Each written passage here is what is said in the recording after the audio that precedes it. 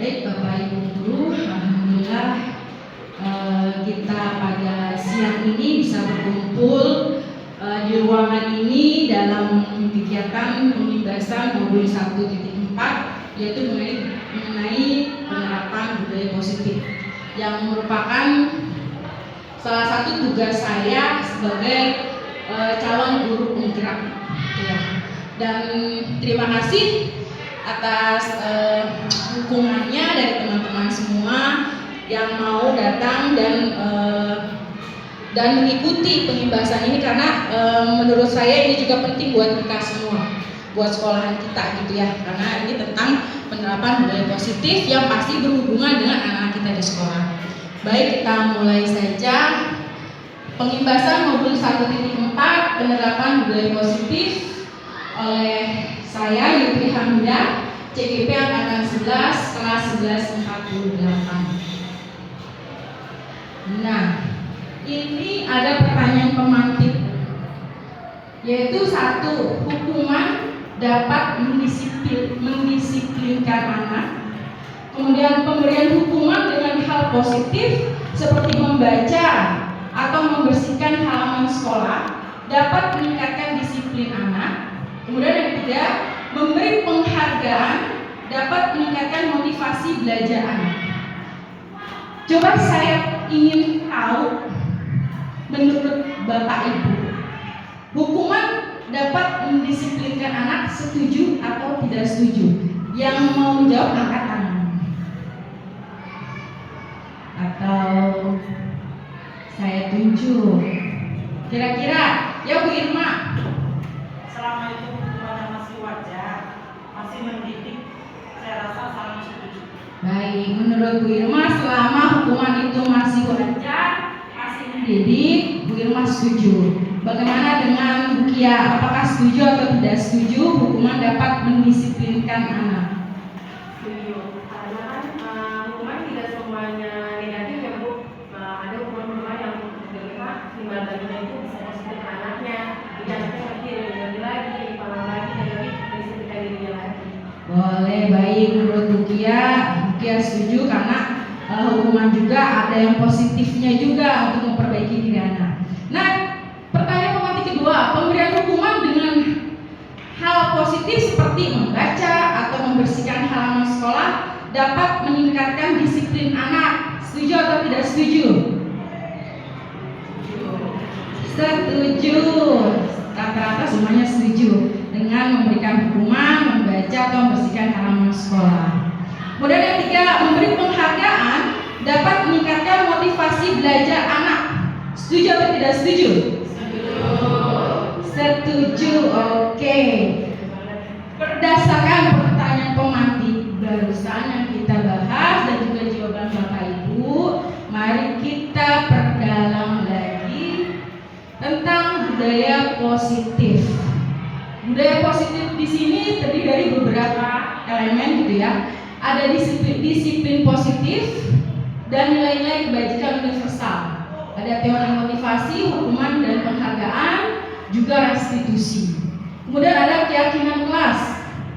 Ada juga kebutuhan dasar manusia, 5 posisi kontrol dan segitiga restitusi. Dari kelima elemen di atas itu akan mendukung terwujudnya budaya positif, akan mempengaruhi bagaimana budaya positif itu dapat terlaksana. Disiplin positif dan nilai-nilai kebajikan universal. Kita lihat sebelum masuk ke disiplin positif, ada perubahan paradigma antara stimulus respon dan teori kontrol. Siapa sesungguhnya yang memiliki kontrol atau pengendalian diri gitu ya. Nah, stimulus respon itu maksudnya stimulus respon ini kan respon yang apa?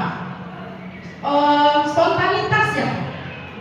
Misalnya kita mencoba respon rangsangan dari suatu peristiwa. Kita mencoba mengubah orang agar berpandangan sama dengan kita. Itu stimulus respon.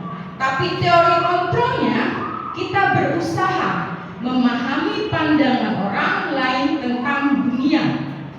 Itu teori kontrol. Kalau stimulus responnya, kita mencoba mengubah orang agar berpandangan sama dengan kita. Tapi kalau teori kontrol, bagaimana kita mengendalikan diri kita? Kita berusaha memahami pandangan orang lain tentang dunia. Gitu ya. Jadi masing-masing orang kan punya pandangan yang berbeda. Kemudian ada stimulus respon lagi, perilaku buruk dilihat sebagai suatu kesalahan. Teori kontrolnya, semua perilaku memiliki tujuan.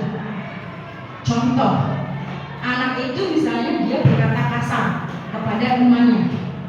Jangan langsung kita menjudge, kamu kenapa kamu berkata kasar?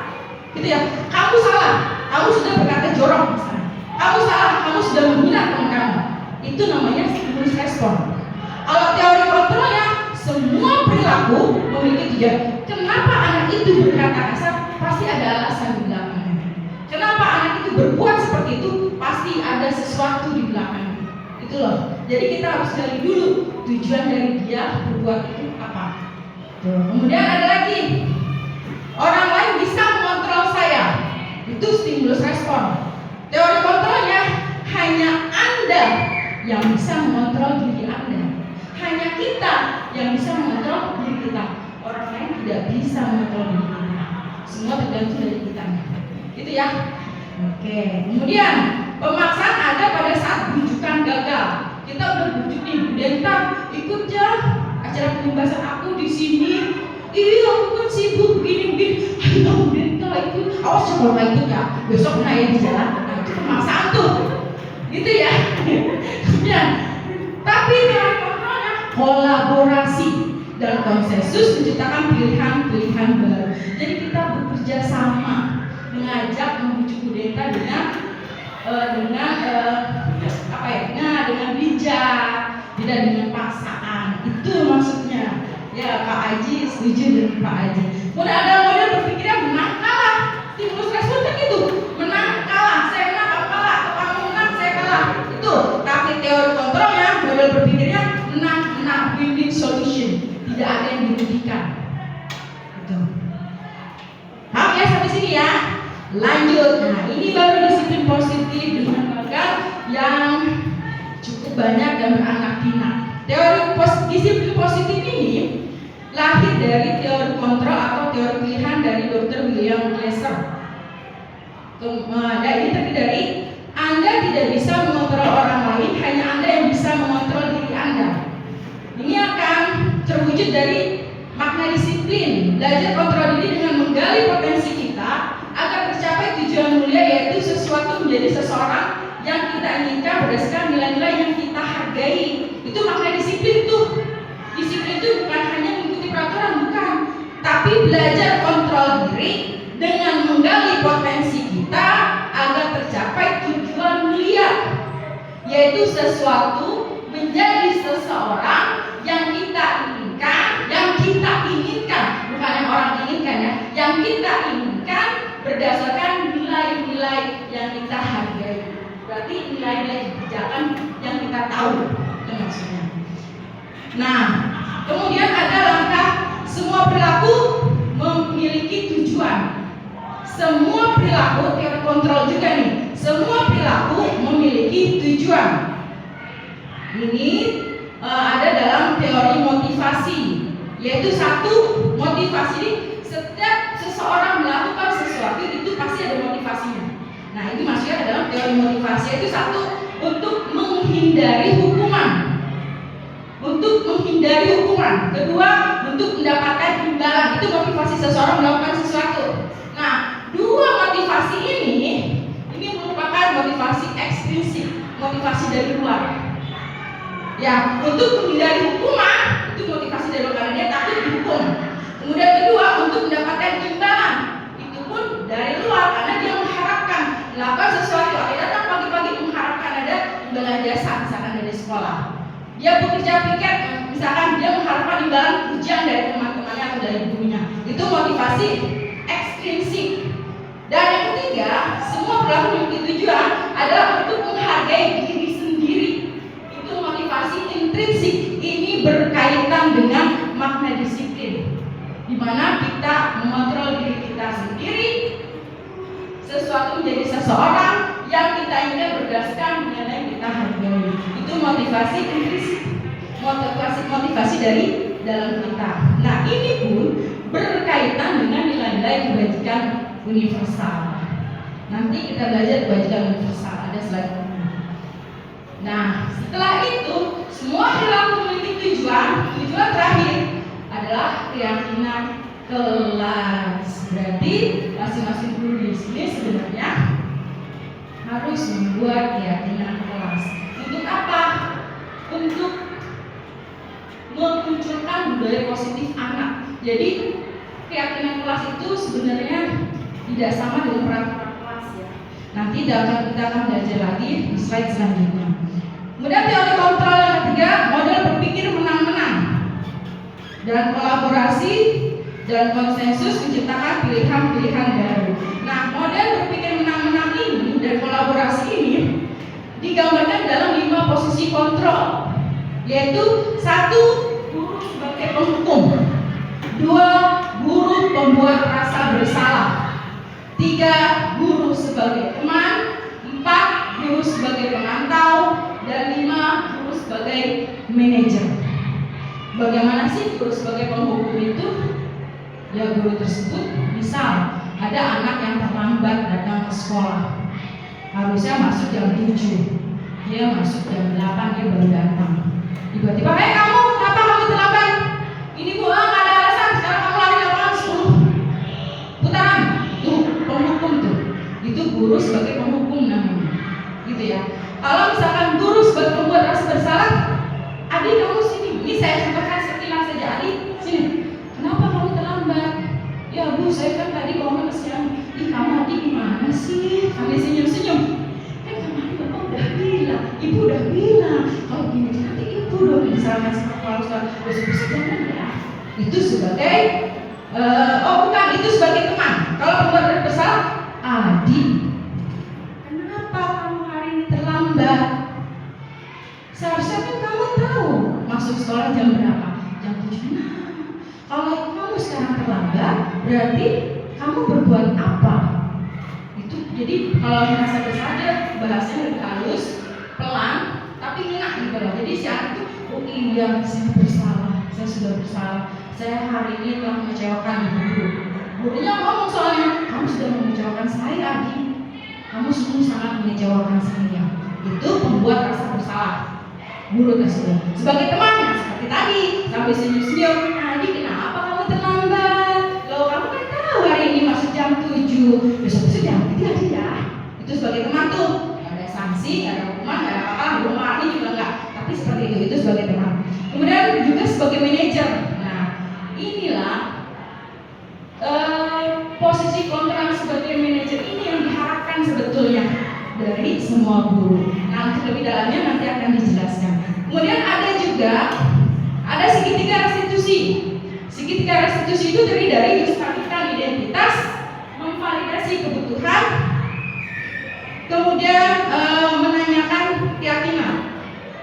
Memvalidasi bukan kebutuhan, memvalidasi tindakan.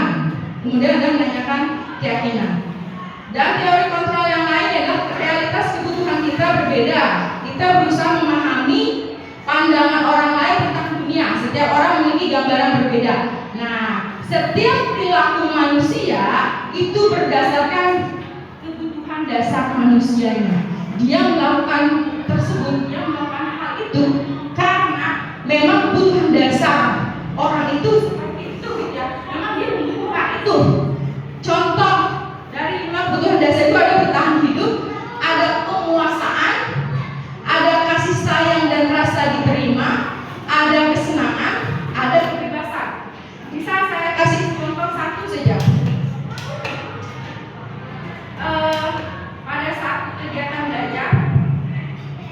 saat kegiatan belajar, misalnya ada murid bernama Niswa. Ketika saya mengajar, dia itu bermain game, main HP murid itu. Ketika saya tegur, Niswa, apa yang kamu lakukan? Nggak apa-apain. Niswa, coba ibu lihat belakang tangan kamu, di tangan kamu ada apa itu? Dia sedang bermain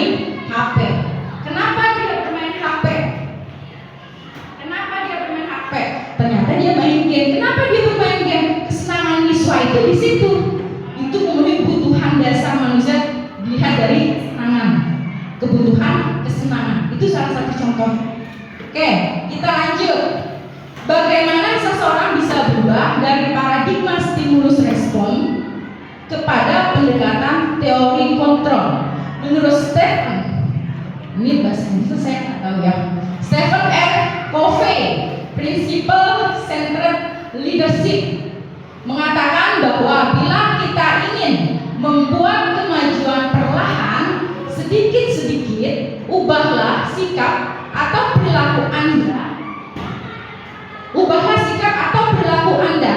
Namun bila kita ingin memperbaiki cara-cara utama kita, maka kita perlu mengubah kerangka acuan kita. Ubahlah bagaimana Anda melihat dunia, bagaimana Anda berpikir tentang manusia, ubahlah paradigma Anda, skema pemahaman, dan penjelasan aspek-aspek tertentu tentang realitas. Itu menurut Stephen R. Covey. Jadi jika kita ingin membuat kemajuan itu perlahan-lahan, sedikit-sedikit, maka ubahlah sikap atau perilaku kita sendiri. Disiplin. Apa sih disiplin itu? Kira-kira apa disiplin itu? Ada yang tahu? Pak Agus mungkin tahu disiplin itu apa? Contohnya? Menurut Pak Agus gimana disiplin? Disiplin jika orang bisa menepati janji, menepati waktu. Ya, jika orang menepati janji, menepati waktu, itu disiplin tuh. Ada lagi yang lain?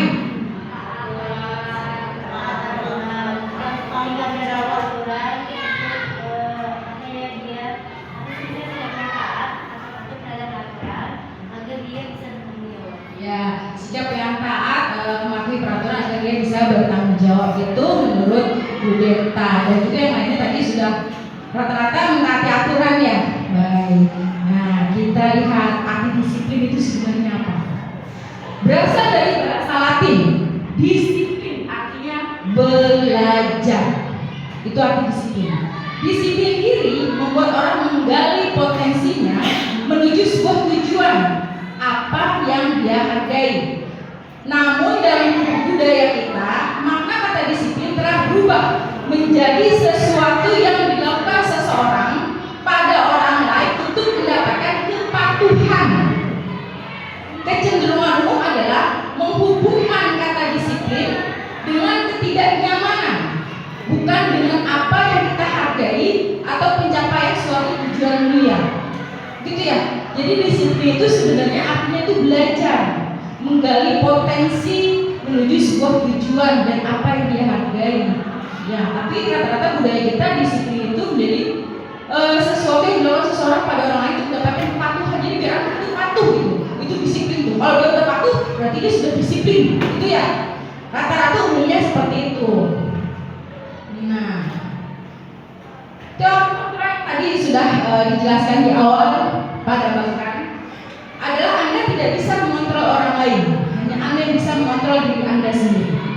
Tujuan dari disiplin positif adalah menanamkan motivasi intrinsik pada murid-murid kita, yaitu untuk menjadi orang yang mereka inginkan dan menghargai diri sendiri dengan nilai-nilai yang mereka percaya. Itu tujuan dari disiplin positif. Ketika murid-murid kita memiliki motivasi intrinsik, mereka akan tetap berperilaku baik dan melandaskan nilai-nilai kebajikan, karena mereka ingin menjadi orang yang menjunjung tinggi nilai-nilai yang mereka hargai atau mencapai suatu tujuan yang mulia. Itu mengenai disiplin positif yang sebenarnya. Jadi ketika murid kita memiliki motivasi intrinsik, nah mereka akan tetap berperilaku baik dan melandaskan nilai-nilai kebajikan. Berarti yang harus digali itu motivasi intrinsik dari siswanya, bukan dari aturan yang kita tetapkan, tapi kita yang harus gali motivasi intrinsik dari siswa, sehingga apa?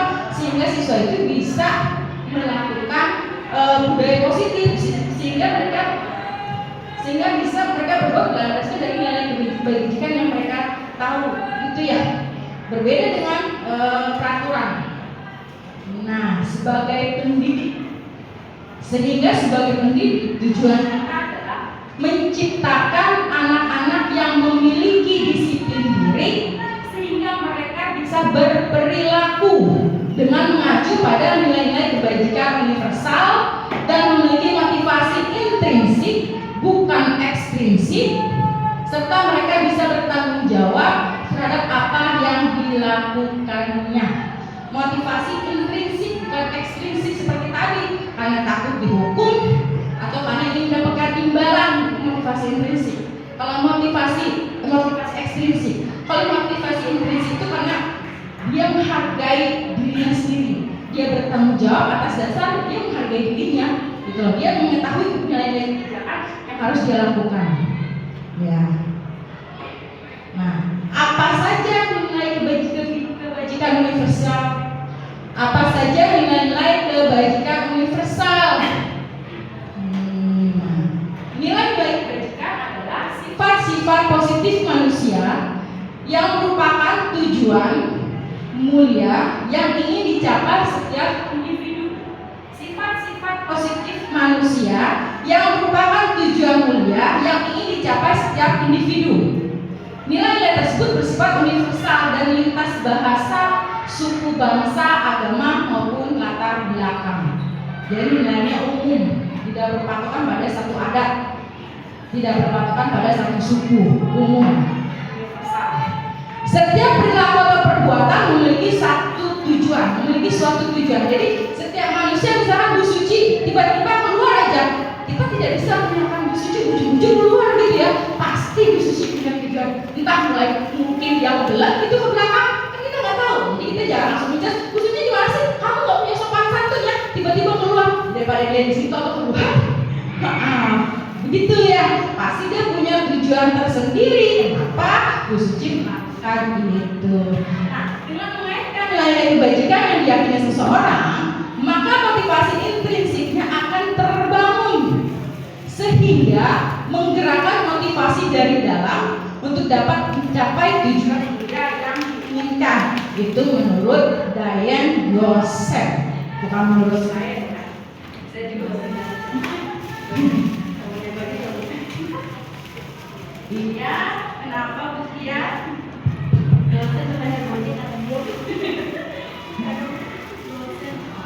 Gosen terlihat seperti Gojek dan ngantuk itu dengan aja di bawah SMA di belakangnya seger. Nah, baik, kita kembali ya ke layar ya. Nah, nilai-nilai kebajikan yang ingin dicapai oleh setiap anak Indonesia kita kenal dengan profil pelajar Pancasila, yaitu satu. Oke, silakan. Satu, beriman, bertakwa kepada Tuhan Yang Maha Esa dan berakhlak mulia. Kedua, ketiga, keempat, berkepentingan global. Kelima, yang keenam, bagus sekali. Alhamdulillah, semua guru-guru saya pintar dan cerdas. Nah, bagaimana sih profil pelajar Pancasila itu dalam penjabarannya gitu ya? Nah, ini ada nih. Jadi dari dimensi beriman, bertakwa kepada Tuhan Yang Maha Esa dan berakhlak mulia, elemennya adalah akhlak beragama, akhlak pribadi, akhlak kepada manusia, akhlak kepada alam, dan akhlak bernegara. Kemudian dimensi mandiri, elemennya adalah pemahaman diri dan situasi, juga regulasi diri. Dari dimensi bernalar kritis, elemennya memperoleh dan memproses informasi dan gagasan, menganalisa dan mengevaluasi penalaran, merefleksi dan mengevaluasi pemikirannya sendiri. Itu bernalar kritis. Yang kemarin baru saja dibuat oleh Pak Agus ya, yang kemarin di modul Pro P5 ada nih elemen-elemen ini. Ada dimensi kreatif. Dimensi kreatif elemennya adalah menghasilkan gagasan yang orisinal. Berarti menghasilkan gagasan berarti dia membuat sesuatu, menghasilkan karya dan tindakan yang orisinal, memiliki keluasan berpikir dalam mencari alternatif solusi permasalahan. Itu dari dimensi kreatif. Dari dimensi bergotong royong, ada kolaborasi dan juga kepedulian. Itu dimensi bergotong royong. Nah, dari dimensi berkebinekaan global, elemennya mengenal dan menghargai budaya, komunikasi dan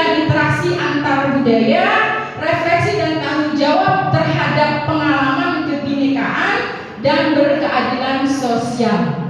Kebetulan kalau pendidikan global kayaknya alhamdulillah murid kita sudah melaksanakan itu ya, karena memang kan di sini dari berbagai macam suku, bahkan ada dari Nusa Tenggara. Jessica dari Nusa Tenggara mana itu? Ya, yang Nusa Tenggara Timur. Saya rasa anak kita sudah mulai bisa tuh melakukan dimensi berpendidikan global. Nah, selanjutnya adalah tentang teori motivasi, hukuman dan penghargaan, juga restitusi. Nah, teori motivasi seperti yang tadi di slide sebelumnya tentang perilaku manusia. Pertama, untuk menghindari ketidaknyamanan atau hukuman. Apa yang akan terjadi apabila saya tidak melakukannya? Berarti ada yang akan terjadi jika dia tidak melakukan itu. Itu berarti dia melakukan itu karena menghindari ketidaknyamanan, menghindari hukuman. Itu motivasi dari eksternal. Kemudian dia melakukan sesuatu yang kedua, untuk mendapatkan imbalan dari orang lain atau institusi. Apa yang akan saya dapatkan apabila saya melakukannya?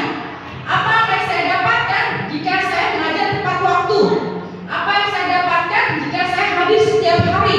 Apa yang akan yayasan berikan kepada saya jika saya mengajar tepat waktu, hadir setiap hari, selalu membuat RPP tepat waktu, bersikap baik dengan kepala sekolah, bersikap baik dengan yayasan, ya pasti ada sesuatu di belakangnya. Itu harapan dia nih, karena ingin mengharapkan imbalan, karena ingin mengharapkan biasa kan kita di akhir tahun tuh atau di awal tahun ajaran suka ada tuh ya reward ya buat guru-guru yang terbaik, misalkan guru-guru yang terdisiplin itu. Nah, apakah Bapak Ibu melakukan semua itu karena imbalan? Kalau memang iya, berarti motivasinya masih eksternal, gitu ya. Kemudian yang ketiga, ada perilaku manusia untuk menghargai dirinya sendiri. Saya akan menjadi orang seperti apa bila saya melakukannya? Berarti untuk dirinya sendiri. Ya, saya mengikuti JGP untuk apa? Ya memang untuk diri saya sendiri, untuk menambah ilmu saya, menambah wawasan saya, sehingga saya bisa mengaplikasikannya kepada teman-teman, sehingga saya bisa mengimbaskannya kepada teman-teman, dan teman-teman bisa menjadi guru yang bergerak dan menggerakkan, sehingga kita semua bisa mengajar pada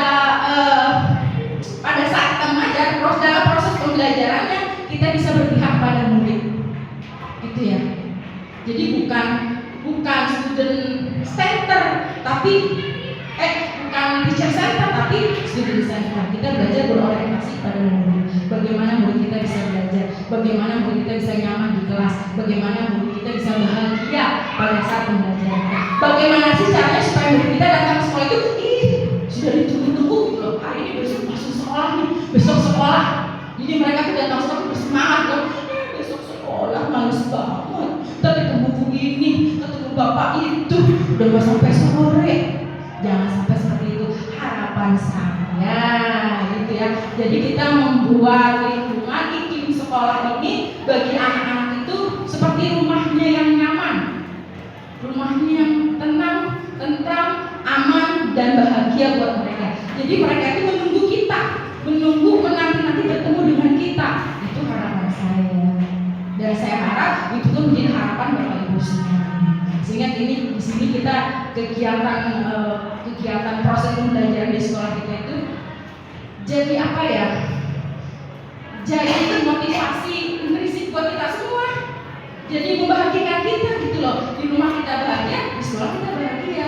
Jangan di rumah kita bermasalah, bawa sekolah masalahnya. Atau di rumah kitanya bahagia, di sekolah kita bikin ruwet. Dengan sekolah yang seperti itu, dengan anak-anak yang seperti itu saya harap tidak seperti itu. Mudah-mudahan kita bisa mengaplikasikan, bisa menerapkan budaya positif yang sekarang sedang saya imbaskan kepada Bapak Ibu semua. Oke, nah itu tadi untuk menghargai diri sendiri itu adalah motivasi internal ya. Tujuan disiplin dari positif, tujuan dari disiplin positif itu adalah motivasi internal. Saya ingin menggali motivasi Bapak Ibu Ibu semua dari dalam, bukan mengharapkan imbalan atau bukan merasakan ada tidak nyaman atau takut ditegur, bukan. Tapi memang dari dalam diri Bapak Ibu sendiri untuk memberikan kontribusi kepada sekolah, memberikan kemanfaatan buat sekolah. Karena saya ingin menjadi orang yang bermanfaat buat semuanya, bukan buat saya sendiri, bukan buat keluarga saya, tapi saya ingin bisa menjadi seorang bermanfaat buat semuanya. Karena kita kan selalu berdoa untuk mendapatkan usia yang bermanfaat ya, usia yang berkah, usia yang bermanfaat. Kalau udah nggak bermanfaat, ya udah buat apa gitu kalau kita sudah tidak bermanfaat buat orang lain. Yang ada melanjutkan. Semua kita tidak seperti itu. Nah, dari teori motivasi dan perilaku manusia ini akan berhubungan dengan filosofi pendidikan menurut Gajah Dewantara. Dan saya rasa saya sudah membahaskan ini melalui puisi yang saya kirim waktu itu di grup ya yayasan tentang filosofi pendidikan Gajah Dewantara. Yaitu apa sih filosofinya? Menuntun segala kodrat yang ada pada anak-anak agar mereka dapat mencapai keselamatan dan kebahagiaan yang setinggi-tingginya, baik sebagai manusia maupun sebagai anggota masyarakat. Jadi tugas kita itu menuntun, sama seperti orang tua yang menuntun anaknya. Di sekolah pun kita tugasnya menuntun anak-anak kita, terus berdasarkan kodrat yang ada pada mereka, baik itu kodrat alam maupun kodrat zaman. Kodrat alam itu maksudnya anak itu berasal dari mana, latar belakangnya, asal muasal daerahnya, sukunya, bisa itu kodrat alam. Lingkungannya, kondisi tempat dia dilahirkan seperti apa. Karena kan watak orang yang tinggal di gunung dengan watak orang yang tinggal di Tangerang itu pasti berbeda. Gunung itu kan ya, mungkin otaknya juga seginian gitu. Jadi untuk marah-marah begitu. Kalau di Tangerang kan panas gitu ya. Di otak tuh udah ngebul aja. Mungkin ya. Mungkin orangnya emosian nggak jamin juga sebenarnya ya. Ya itu, jadi maksudnya kita sesuaikan nih anak kita ini dari mana asalnya sih, lingkungan rumahnya itu gimana, kenapa dia berperilaku seperti itu, gitu ya. Dan juga disesuaikan dengan kodrat zaman. Karena zaman sekarang anak-anak menggunakan ini, kita jangan sampai ketinggalan. Kalau kita ketinggalan nih, kita gaptek, kita bisa dipukulin sama anak-anak. Nah lagi ngapain? Ini saya lagi nyari sumber pelajaran tentang ini. Katanya malah lagi main TikTok-an, lagi buka TikTok-an. Iya, lagi begini-begini katanya lagi belajar. Kita kata, oh iya, oh bagus. Kita begitu aja. Jadi kita nggak boleh ketinggalan. Kita pun harus menyesuaikan diri gitu ya. Nah, seorang pendidik hendaknya menerapkan filosofi KHD dengan cara menghadirkan pembelajaran yang memberi kesempatan yang seluas-luasnya kepada murid untuk mengembangkan minat, bakat, dan potensinya sebagai individu yang unik, sehingga pembelajaran menjadi menyenangkan serta murid menjadi selamat dan berbahagia. Tuh pasti berakhirnya murid bahagia. Kalau murid bahagia, gurunya bahagia. Murid bahagia sampai di rumah bahagia, orang tuanya bahagia. Berarti kita dapat pahala dong dari kebahagiaan mereka semua ya. Tangan kita. Lanjut. Nah, apa sih yang dimaksud dengan hukuman? Silakan. Apa sih yang dimaksud dengan hukuman? Sanksi. Betul. Ada lagi. Resiko dari apa yang dia perbuat, kira dihukum gitu ya. Nah coba ada lagi, apa yang dimaksud dengan konsekuensi? Apakah sama tuh hukuman dengan konsekuensi? Kalau konsekuensi itu kalau misalnya kita berbuat pasti ada efeknya gitu ya, kedepannya bagaimana gitu. Misalnya kayak itu konsekuensinya apa? Kalau misalnya kita kayak mencelakakan orang, konsekuensinya kita bisa penjara, bisa dikasih hukuman yang sesuai dengan apa yang kita lakukan. Jadi bedanya hukuman sama konsekuensi konsekuensi apa itu? Sama. Oke. Sip. Yuk kita lanjut untuk memperdalam pengetahuan kita tentang hukuman dan konsekuensi. Di situ ada contoh. Mencatat 100 kali di dalam buku kalimat, saya tidak akan terlambat lagi karena terlambat ke sekolah. Itu hukuman atau sanksi? Hukuman. Saya tulis ya. Hukuman. Tulisannya cantik sekali. Lari mengelilingi lapangan basket 2 kali karena terlambat hadir di sekolah. Hukuman. Oke. Saya tulis dulu nih hukuman. Murid diminta untuk push up 15 kali karena tidak menggunakan masker ke sekolah. Hukuman. Sip. Konsekuensi pintar sekali. Konsekuensi. Membersihkan tumpahan air di meja tulis. Konsekuensi.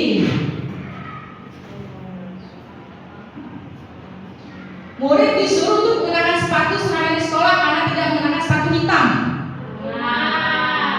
Oke, hukuman. Lari mengelilingi lapangan basket 2 kali karena terlambat 10 menit pelajaran BJOK. Hukuman.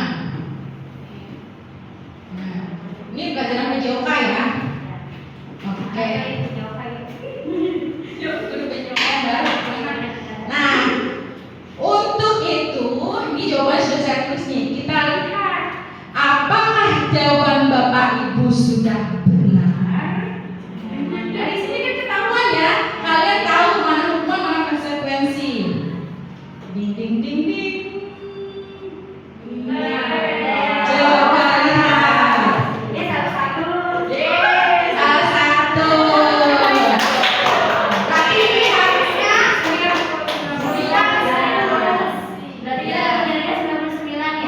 konsekuensi. Kenapa konsekuensi? Karena ternyata pelajarannya BJK. Ya, jadi masih ada keterkaitan. Kenapa disebut konsekuensi?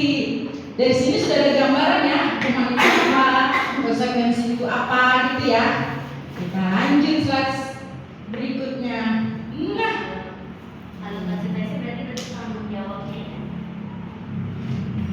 iya, kita hapus dulu deh. Nah, berdasarkan bagan di atas, maka kita dapat simpulkan bahwa hukuman bersifat tidak terencana atau tiba-tiba. Anak atau murid tidak tahu apa yang akan terjadi dan tidak dilibatkan. Itu namanya hukuman. Kemudian, hukuman bersifat satu arah, hanya dari pihak guru yang memberikan, dan murid hanya menerima suatu hukuman tanpa melalui suatu kesepakatan atau pengarahan dari pihak guru baik sebelum atau sesudahnya. Hukuman yang diberikan bisa berupa fisik maupun psikis. Murid atau anak disakiti oleh suatu perbuatan atau kata-kata. Itu hukuman. Nah, bagaimana dengan konsekuensi? Berdasarkan bagian di atas, maka kita bisa menyimpulkan bahwa konsekuensi sudah terencana atau sudah disepakati oleh murid dan guru. Itu konsekuensi itu. Konsekuensi dibuat oleh pihak guru dan murid. Sudah mengetahuinya apabila terjadi pelanggaran. Ini sudah diinformasikan. Kemudian pada konsekuensi, murid tetap dibuat tidak nyaman untuk jangka waktu pendek. Karena kan memang ada konsekuensinya gitu ya. Misalkan kayak lari itu tadi, kalau dia punya penyakit jantung, dia nggak nyaman juga. 8-10 hari gitu ya.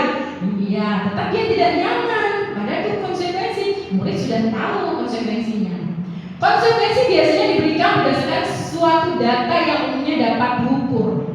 Misal, setelah 3 kali tugasnya tidak diselesaikan pada batas waktu yang diberikan, atau murid melakukan kegiatan di luar kegiatan pembelajaran, misalnya ngobrol, maka murid tersebut akan kehilangan waktu bermain dan harus menyelesaikan tugas karena ketertinggalannya. Ya, silakan Bapak Guru masuk.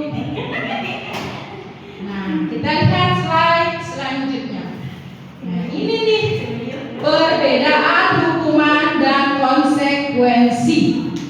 Kalau hukuman sesuatu yang menyakitkan harus terjadi. Kalau konsekuensi sesuatu harus terjadi. Hukuman membuat anak sakit fisik maupun hati untuk jangka waktu yang lama. Ini biasanya trauma anak tersebut. Konsekuensi membuat anak merasa tidak nyaman dalam jangka waktu pendek. Nah, hukuman anak membenci kedisiplinan. Konsekuensi anak menghargai disiplin. Hukuman paksaan sifatnya. Kalau konsekuensi stimulus tanggapan. Hukuman mendorong anak menyakiti diri sendiri. Konsekuensi mendorong anak agar mudah menyesuaikan diri. Hukuman konsep diri yang buruk. Kalau konsekuensi konsep diri yang baik.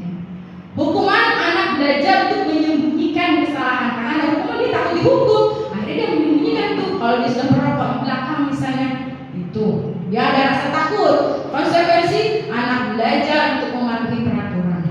Hukuman marah, rasa bersalah, dipermalukan, merasa tak dihargai, bahkan bisa munculkan dendam anak tersebut kepada gurunya. Kalau konsekuensi kehilangan hak, dibuat tidak nyaman, diasingkan untuk sementara, time out. Gitu ya. Saya rasa Paham ya untuk sampai di sini. Nah, sekarang apa itu restitusi? Baru ya? Hal baru kan? Nah, ini saya pun waktu ketika itu apa restitusi ya? Kok kayaknya saya baru dengar apa itu restitusi? Oh, ternyata restitusi itu adalah proses menciptakan kondisi bagi murid untuk memperbaiki kesalahan mereka, sehingga mereka bisa kembali pada kelompok mereka dengan karakter yang lebih kuat. Menciptakan kondisi bagi murid untuk memperbaiki kesalahan, sehingga mereka bisa kembali pada kelompoknya dengan rasa sudah tenang, sudah plong gitu ya.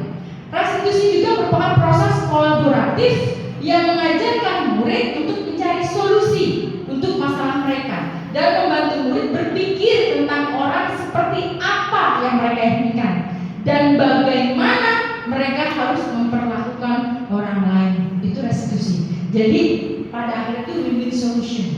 Yang bersalah dengan yang tidak, yang diperlakukan. Misalkan ada anak yang berlaku tidak baik terhadap si A, berlaku tidak baik terhadap si B. Kita lakukan restitusi, bukan memberikan hukuman, tapi lakukan restitusi. Itu proses menciptakan kondisi anak itu. Jadi akhirnya ujungnya nih yang bersalah dengan yang tidak bersalah sama-sama menang. Bukan yang satu bisa menang, bukan. Sama-sama menang, sama-sama merasa menjadi baik, sama-sama benar-benar bisa diterima lagi di kelompoknya gitu loh. Kalau misalnya yang satu dihukum, yang atas kesalahan dari perbuatan teman-temannya, nanti kan ada di belakangnya ada gimana gitu ya. Pasti ada sesuatu tuh di belakangnya. Saya digini karena itu cuma gara-gara gitu aja masuk saya dihukum begini. Nah, jadi nggak enak lagi tuh nanti tuh hubungannya. Jadi tujuan restitusi sebenarnya itu gitu ya. Mengembalikan anak-anak tersebut kembali ke kelompoknya dan belajar lagi. Ciri-ciri restitusi itu bagaimana? Ciri-ciri restitusi ada satu, bukan untuk menebus kesalahan, namun untuk belajar dari kesalahan. Itu restitusi. Memperbaiki hubungan, bukan malah memperuncing hubungan. Kemudian tawaran, bukan paksaan. Kemudian restitusi mencari kebutuhan dasar yang mendasari tindakan. Si anak ini memang kebutuhannya apa sih sampai dia melakukan itu kepada temannya, misalnya. Dia mungkin memukul temannya karena temannya ngobrol sama temannya, dia dicuekin. Berarti kan dia butuh diperhatikan juga. Mungkin tujuannya itu, saya nggak diperhatiin, pak dipukul. Itu berarti kebutuhan dasar manusia tuh. Dia pengen diperhatikan. Tuh. Jadi jangan kita langsung menjudge bilang, oh kamu salah, kamu mukul. Berarti kita nggak tahu tuh sebab dia mukul di belakang itu apa. Gitu ya. Kemudian restitusi diri adalah cara yang paling baik. Restitusi fokus pada karakter. Dan yang ketujuh, restitusi fokus pada solusi. Mencari solusi, bukan memberikan hukuman. Tujuan dari restitusi. Bolehkah kita memberikan penghargaan kepada murid? Itu pertanyaan pemantik. Kan jawabannya boleh ya? Boleh, memang tidak ada salahnya. Nah, Alfikon mengemukakan baik penghargaan maupun hukuman adalah cara-cara mengontrol perilaku seseorang yang menghancurkan potensi untuk pembelajaran yang sesungguhnya. Ya, ketika seorang diberi penghargaan atau dipuji di depan orang banyak, maka yang lain akan merasa iri, dan sebagian dari mereka akan tidak menyukai orang yang diberikan penghargaan tersebut. Yang pertama. Kedua, saat seorang anak belajar untuk pertama kali menggabungkan huruf-huruf dan kata-kata serta menyadari bahwa ia dapat membaca, timbul pijar di matanya dan sebuah senyuman di wajahnya. Katanya anak tersebut gembira bahwa dia telah mempelajari menguasai suatu keterampilan baru. Kesadaran akan kemampuannya bahwa dia sudah dapat membaca sesungguhnya sudah merupakan sebuah penghargaan. Jadi sebenarnya penghargaan itu bukannya salah, akan tetapi jika penghargaan itu kita lakukan, yaitu mungkin akan ada timbul iri, akan ada teman yang merasa iri dan sebagian dari mereka tidak menyukai orang yang memberikan penghargaan tersebut. Dan bisa jadi dia melakukan itu bukan dari motivasi intrinsiknya, tapi mengharapkan penghargaan. Kalau dia suatu saat dia sudah lelah, dia nggak akan melakukan itu lagi, gitu loh. Udah biarinlah, orang saya punya penghargaan banyak kok. Jadi dia capek. Tapi kalau motivasi timbul dari dirinya, dia akan melakukan terus apa yang dia lakukan. Dia akan, misalnya dia belajar, dia akan belajar terus. Banyak kayak dia, bukan mengharapkan dari penghargaan itu. Tapi kalau dia capek, udah saya penghargaan udah banyak, ini capek belajar terus, nggak mau belajar lagi lah. Itu takutnya di situ sebenarnya ya. Oke, saya juga kemarin masih bikin penghargaan Bu, yang bisa menjawab pertanyaan saya. Dari beberapa anak tinggal satu anak yang paling bisa, yang paling jago, itu saya kasih bukti itu harganya itu ya, kasih uang minimal 20.000 buat jajan atau 10.000 buat jajan. Itu anak seneng tuh. Tapi lama-lama ya nggak mau juga. Mereka ngapain juga, nggak pergi yang bisa yang mampu misalnya. Jadi sebenarnya mah yang jadi kendala buat kita sekarang gimana caranya anak itu mau belajar atas dasar keinginannya sendiri itu kan sebenarnya. Kok mereka mau ujian kok nggak ada gregetnya gitu loh buat belajar gitu. Malah kita yang sibuk nyari mereka, ayo gitu. Mereka ini santai-santai aja. Nah itu tugas kita sebagai guru, memunculkan motivasi intrinsi anak ini. Ya, lanjut keyakinan kelas. Nah keyakinan kelas ini yang tadi saya sudah sebutkan kemarin, saya sudah beberapa contoh. Beberapa keyakinan kelas di kelas 8, di kelas 9A, 9B juga sudah. Mengapa tidak peraturan saja sih? Mengapa harus keyakinan kelas? Mengapa kita memiliki peraturan harus menggunakan helm bila mengendarai kendaraan roda 2? Mengapa coba?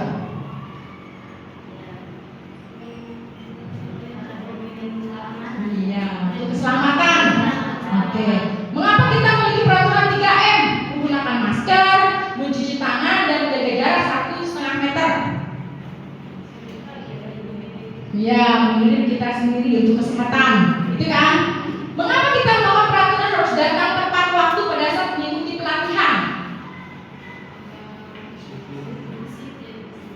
Agar disiplin, agar tidak ketinggalan materi. Nah, untuk mendukung motivasi intrinsik, kembali ke nilai-nilai atau keyakinan lebih menggerakkan seseorang dibandingkan mengikuti serangkaian peraturan. Kalau ini kan ada dasarnya, kenapa dia melakukan itu, gitu ya. Jadi mengapa tidak peraturan saja, kenapa harus keyakinan kelas? Yaitu untuk mendukung motivasi intrinsik. Jadi kembali ke nilainya atau keyakinan agar apa? Lebih menggerakkan seseorang dibandingkan mengikuti serangkaian peraturan. Gitu loh. Kenapa harus keyakinan kelas? Tuh.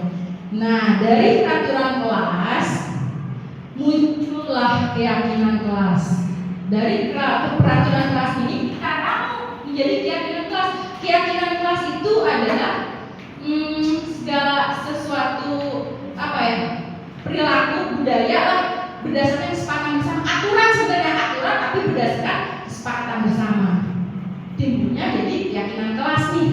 Itu bukan dari guru, tapi tapi kolaborasi antara guru dan murid. Jadi mau tidak mau mereka ada motivasi intrinsik nih, karena mereka sendiri kan yang mengusulkan keyakinan kelas itu. Nah, dari keyakinan kelas terciptalah lingkungan yang positif. Nah, dari lingkungan yang positif terwujud budaya positif di lingkungan sekolah kita.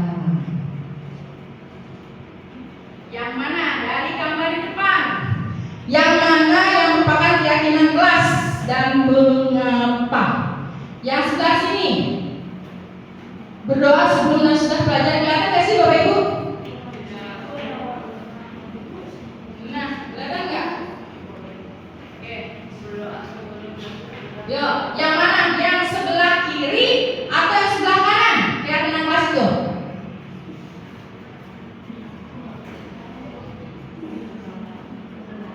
Nggak kelihatan. Berdoa sebelum dan sudah pelajaran, memakai seragam lengkap dan rapi. Oh iya. Yang kanan merupakan keyakinan kelas gitu ya, yaitu hormat. Hormat ini mencakup kami meyakini bahwa sangat penting untuk menghormati semua orang dan barang milik orang lain. Artinya menghormati di sini bisa ketika guru berbicara dia mendengarkan, bisa ketika anak-anak berpendapat yang lain mendengarkan, gitu ya. Bisa barang-barangnya aman di dalam kelas, tidak ada yang hilang. Itu salah satu hormat maksudnya. Kemudian bekerja di sini mencakup kami meyakini bahwa sangat penting untuk mengerjakan segala pekerjaan atau mengikuti kegiatan yang telah ditetapkan, yang telah ditugaskan, seperti piket, itu mengerjakan tugas, mengerjakan PR, terus berdiskusi misalnya, itu juga termasuk dalam keyakinan kelas dalam bekerja. Kemudian ada diterima dan dimiliki. Kami meyakini bahwa sangat penting untuk merasa diterima pada suatu kelompok dan saling peduli satu dengan yang lain. Itu merasa diterima dan dimiliki. Itu bisa mencakup semuanya tuh, cukup 3 saja. Jelasannya bagaimana sih?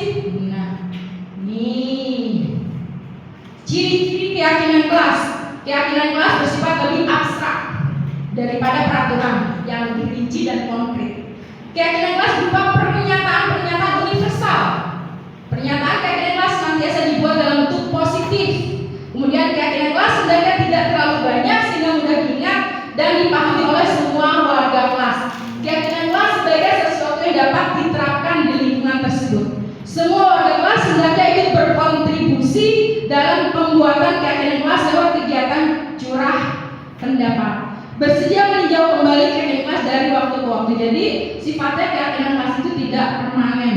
Jadi bisa dirubah, bisa diganti sesuai dengan kebutuhan. Kemudian berbagai pengalaman implementasi pembentukan keyakinan kelas. Kemarin saya sudah mencoba membentuk keyakinan kelas. Ini saya hanya untuk foto saja ya, 3 foto. Yang ini kemarin di kelas 9B kalau nggak salah. Sebelah sana kelas berapa? Oh yang ini 9A, yang sana kelas 8, yang lain saya lupa. Nah yang ini kemarin di 9B yang bawah. Yang bawah itu menggunakan post-it. Mereka maunya bagaimana sih keyakinan kelas itu, nanti baru kita kumpulkan. Itu implementasinya sudah saya lakukan. Kemudian kebutuhan dasar manusia. Nah, setiap perilaku seseorang pasti atas dasar kebutuhannya. Ya, setiap tindakan dilakukan murid memiliki alasan tertentu. Alasan tersebut berkaitan dengan kebutuhannya yang belum terpenuhi. Kebutuhan tersebut harus dipenuhi oleh setiap manusia. Salah satunya, bukan salah satunya, salah keberapanya itu? Salah kelimanya. Pertama, bertahan hidup. Kebutuhan bertahan hidup. Kemudian ada kebutuhan penguasaan. Dia ingin berkuasa. Makanya ada anak yang, coba sih kamu tolong beliin es, gitu ya. Coba sih kamu sapuin. Nah, dia ada keinginan untuk berkuasa. Kita harus pahami itu. Kemudian ada kebutuhan kesenangan. Dia melakukan tersebut karena kesenangannya. Dia memiliki kebutuhan kesenangan, main bola, lempar-lempar sampai kaca, juar, pecah. Sebenarnya awalnya apa? Untuk memenuhi kebutuhan kesenangan. Kemudian ada kebebasan. Ya, kebebasan si anak itu membutuhkan kebebasan. Ada juga dengan kasih sayang dan rasa diterima, baik di sekolah maupun di rumah, baik oleh gurunya maupun oleh teman-temannya. Jadi kadang anak selalu bikin ulah sebenarnya apa? Mencuri perhatian sebenarnya. Dia pengen diperhatiin, pengen disayang. Iri, kenapa sih si Sela lagi yang dipanggil sama bu guru? Kenapa sih Niswa lagi? Oke. Lanjut. 5 posisi kontrol. Nah, wah banyak sekali. 5 posisi kontrol itu tadi sudah dijelaskan ya. Penghukum, cirinya menghadik, menunjuk-nunjuk, menyakiti, menyindir. Kemudian kalau kamu tidak melakukannya, awas ya perasaan. Atau memberontak menyangka orang lain berbohong. Oh hasilnya nih, ini hasilnya. Anaknya seperti itu. Kemudian murid mengatakan guru duluan dunia berkualitas. Biarkan saja, nanti juga marah-marah lagi kata muridnya. Kemudian si anak mengulangi lagi kesalahannya. Itu penghukum tuh. Pernah kita melihat itu di sini? Semoga tidak. Pokok orang merasa bersalah, berceramah dan mengatakan seharusnya ibu kecewa. Nah itu tuh membuat rasa bersalah. Kamu seharusnya kamu sudah tahu ibu lelah sekali mengatakan ibu stres. Jadi kasihan banget ibu saya jadi stres. Bu itu jadi stres, bu itu jadi terus saya merasa enak. Itu membuat rasa bersalah. Hasilnya menyembunyikan, menyangkal dan berbohong. Kaitannya dengan dunia berkualitas. Murid meletakkan guru di dalam dunia berkualitas. Nah, murid berkata, maafkan saya bu. Nah, dampak muridnya merasa rendah diri. Tuh. Ada lagi teman buat alasan-alasan untuk muridnya. Ayolah lakukan demi ibu. Kata gurunya, masa kamu tidak mau? Ingat tidak ibu pernah bantu itu temanku. Terus hasilnya ketergantungan. Kaitannya dengan dunia berkualitas, murid mengatakan guru sebagai orang yang sangat penting di dunia berkualitas. Murid berkata, saya pikir bapak atau ibu teman saya ternyata begitu. Ketika dia kecewa, dia sangat-sangat kecewa. Ternyata Budenta begitu ya. Ini Budenta teman aku. Kata muridnya. Akhirnya dampak muridnya lemah, tidak mandiri dan tergantung. Ketika ada guru lain yang menggantikan, dia tidak bisa apa-apa. Gitu loh. Karena dia mengandalkan gurunya sebagai teman. Ketika dikecewakan, udah dia langsung down. Nah, bagaimana yang pemantau? Menghitung dan mengukur. Pemantau itu dia hanya menghitung, terus mengukur gitu ya, mengukur kesalahan anak itu sampai di mana gitu. Kemudian apa peraturannya itu yang bisa dikatakan. Kamu tahu apa peraturannya? Nah, terus hasilnya menyesuaikan diri bila diawasi. Bila diawasi loh, ada Budenta langsung pakai sepatu itu, sakit masuk. Ada Bu Niswa langsung bawa buku bahasa Arab misalnya, atau langsung ngapalin karena takut sama Bu Niswa. Itu pemantau tuh, jadi dia melakukan sesuatu hanya ketika diawasi saja, gitu ya. Sama kayak kita pakai helm. Kalau ada polisi kita pakai helm, kalau nggak ada polisi nggak pakai helm. Semoga kita nggak semuanya begitu ya. Semoga kita semua tertib lalu lintas. Kemudian manajer. Nah, yang manajer, nah juga pertanyaan-pertanyaan. Contohnya, apa yang kita yakini? Apa yang bisa kamu kerjakan untuk memperbaiki masalah ini? Kemarin saya sudah mencoba tuh terhadap 3 anaknya yang di ruang guru. Tuh project dia mojok di ruang perpustakaannya. Saya sudah mencoba tuh masalah itu. Gaya manajer. Kemudian hasilnya menguatkan pribadi anak, menyadarkan si anak atas perbuatannya. Itu ya. Kemudian kaitannya dengan dunia berkualitas, murid meletakkan dirinya sebagai individu yang positif dalam dunia berkualitas. Murid berkata, bagaimana caranya saya bisa memperbaiki keadaan. Kemudian dia mengevaluasi diri, bagaimana cara memperbaikinya. Posisi kontrol apa yang pernah Anda lakukan sebagai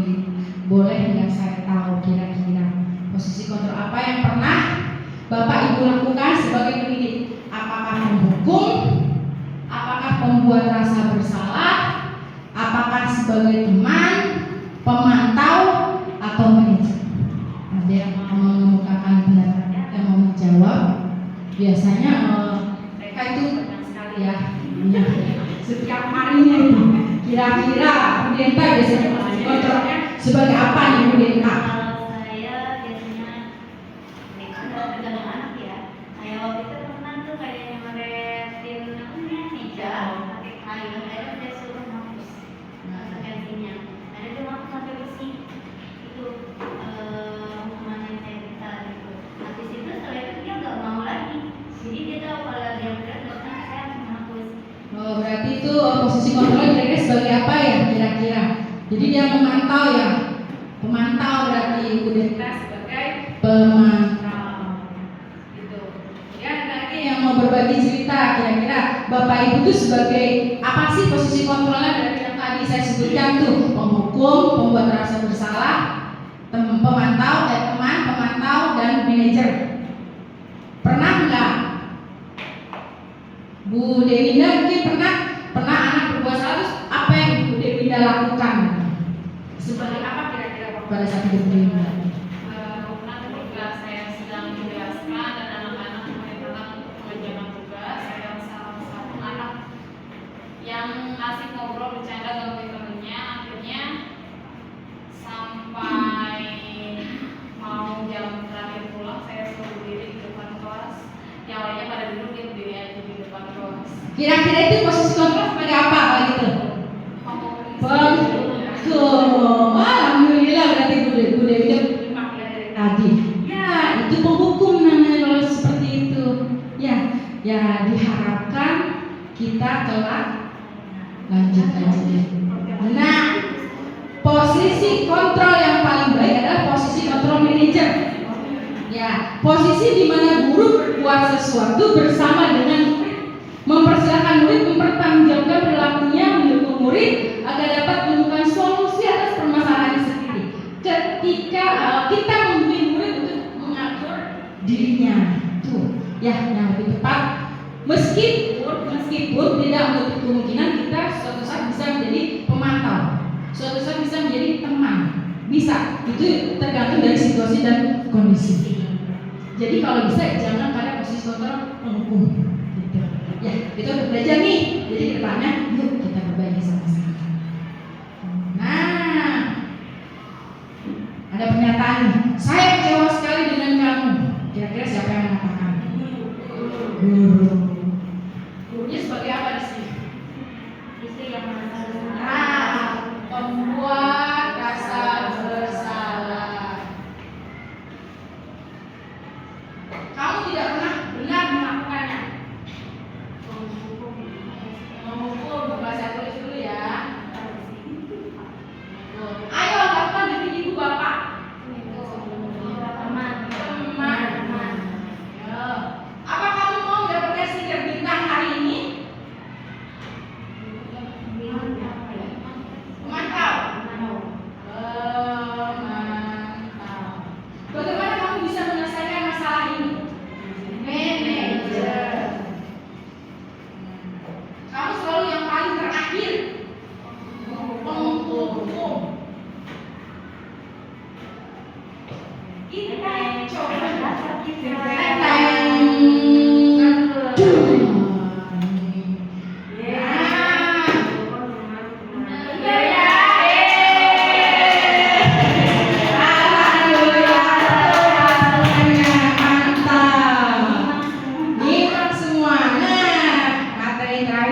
segitiga restitusi.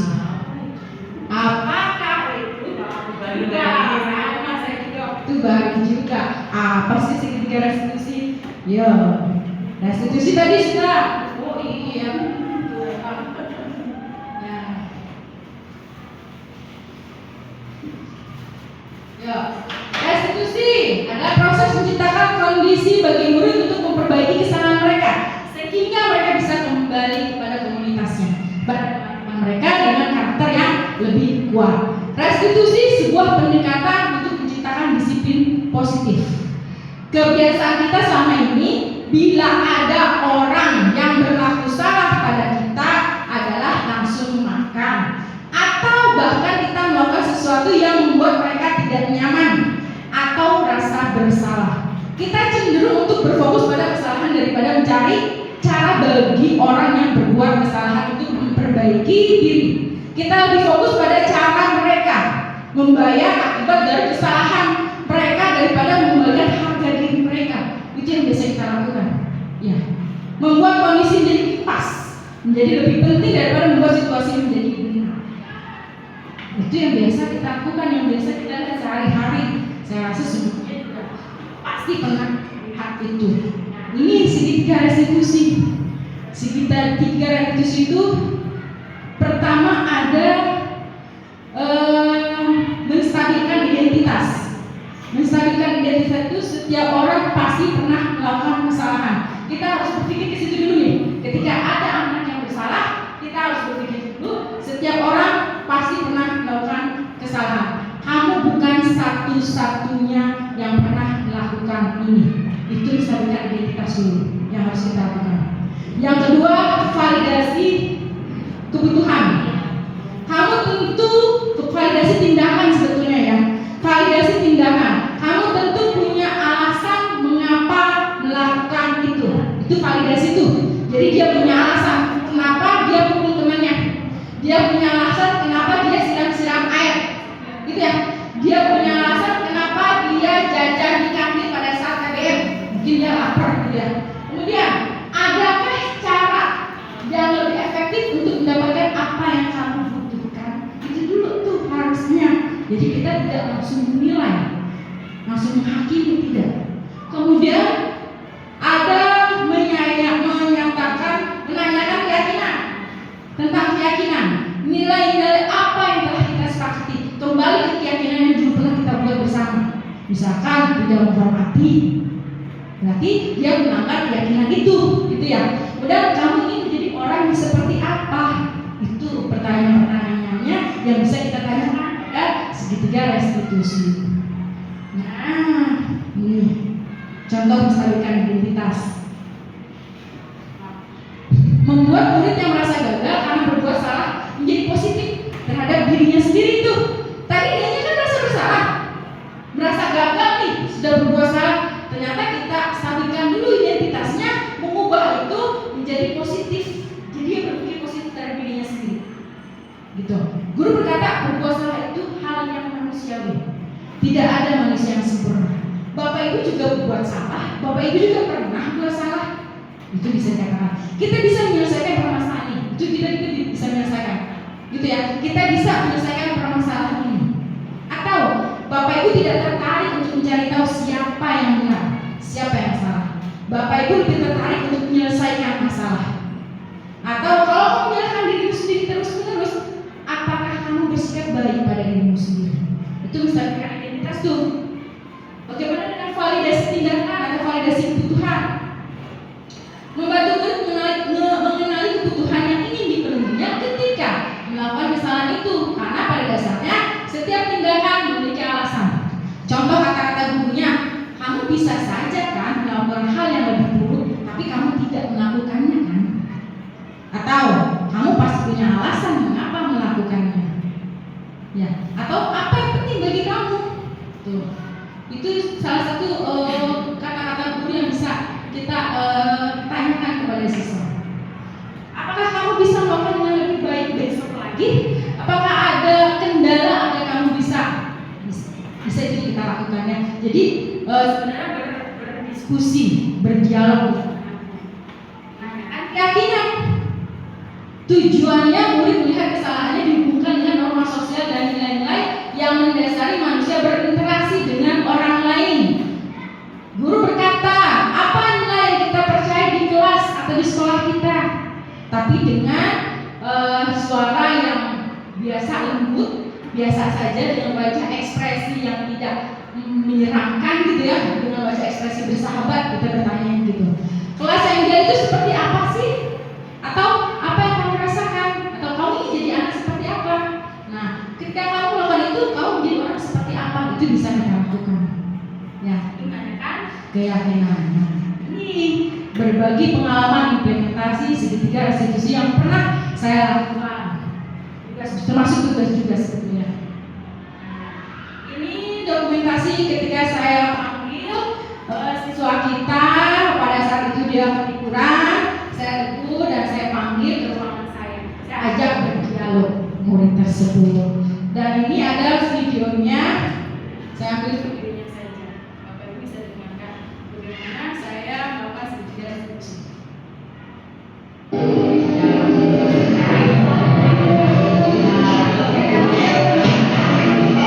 Ini proses yang disampaikan identitas menanyakan alasannya mengapa dia melakukan itu. Lambat kan? Jangan juga.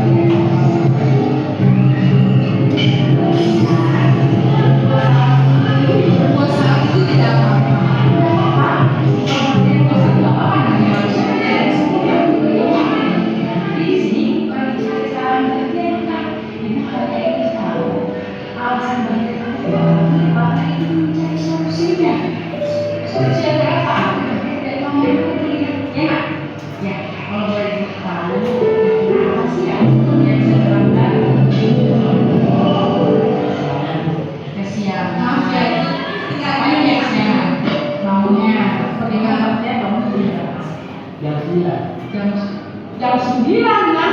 Wow. Ini kesiangan sekali. Kenapa ya Bapaknya? Kok bisa gitu loh Bapak kesiangan? Ngapain aja nih Mas? Semalam main HP. Kamu masih pada sekarang semuanya main HP ya? Untuk memenuhi kelas kamu gitu ya? Tapi biasanya kalau akibat dari belajar terlalu rapat malam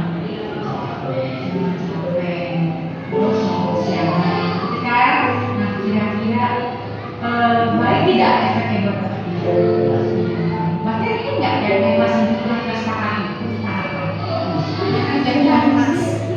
jadi baktia apa yang sudah baktia lakukan sekarang ini kira-kira melanggar kesepakatan hukum ini kan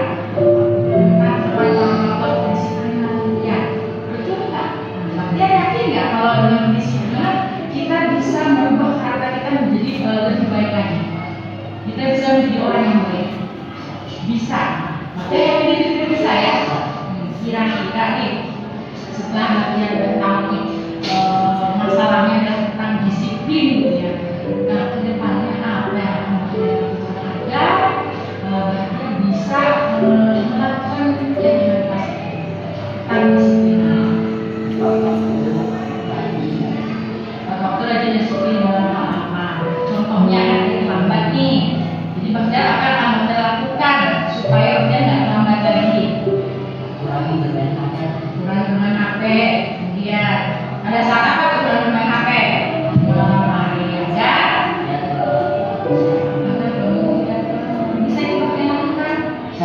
Bisa. Kira-kira nih ada kendala depannya untuk melakukan apa yang mendatangkan Anda besar agar tidak kesiangan. Ada apa itu kendalanya?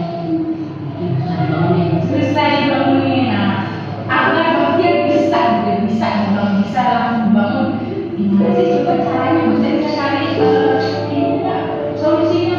Menurut saya harus ngapain ya supaya saya bisa bangun tepat, bangun pagi. Dan kerja pakai alarm bisa. Kemudian ada lagi mungkin iya bisa pakai alarm itu bisa. Mulai kapan harus dilakukan? Mulai hari ini ya, dari awalnya. Terima kasih Bapak. Mudah-mudahan dengan apa yang Bapak lakukan dan disiplin yang Bapak lakukan kelak Bapak jadi orang sukses, jadi orang yang berhasil dan tetap semangat ya. Oke, sekarang ya, itu barusan tadi adalah dialog segitiga diskusi yang sudah saya lakukan terhadap mahasiswa bernama Bahtiar karena dia terlambat masuk kelas karena pada saat pembelajaran saya. Sebelum saya ingin mengucapkan terima kasih dan terima kasih aja. Saya ingin merefleksi gitu ya, merefleksi dari pembelajaran dari penghibasan Darussan. Kira-kira menurut Bapak Ibu apa sih yang hari ini Bapak Ibu peroleh dari penghibasan yang barusan saya lakukan? Boleh mungkin Ibu Irma bisa mengungkapkan pendapatnya. Kita merefleksi dari pembelajaran tadi. Kira-kira menurut Bu Irma apa yang didapatkan dari materi tadi? Yang saya dapatkan sih terutama yang pengetahuan mengenai yang Ibu sampaikan tadi, yang tadinya saya nggak tahu ini. Yang tadinya tidak tahu menjadi tahu. Nah, dari kegiatan tadi perasaan Bukia gimana? Coba rasanya.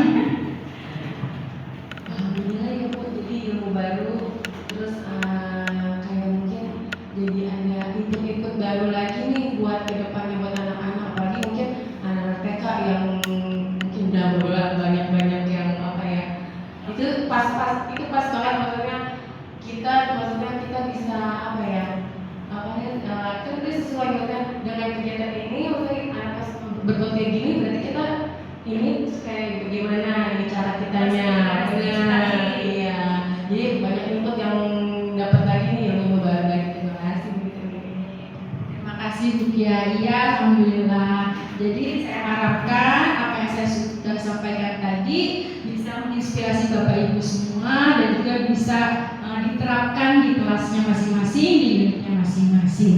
Itu ya. Dan juga saya mengucapkan banyak terima kasih atas dukungan Bapak Ibu semua karena bersedia mengikuti kegiatan penghibasan ini, di mana ini merupakan salah satu tugas saya sebagai CGP ya untuk melakukan aksi nyata. Sekian dari saya, mohon maaf pada kata-kata saya yang salah. Bila taufiq wal hidayah. Wassalamualaikum warahmatullahi wabarakatuh.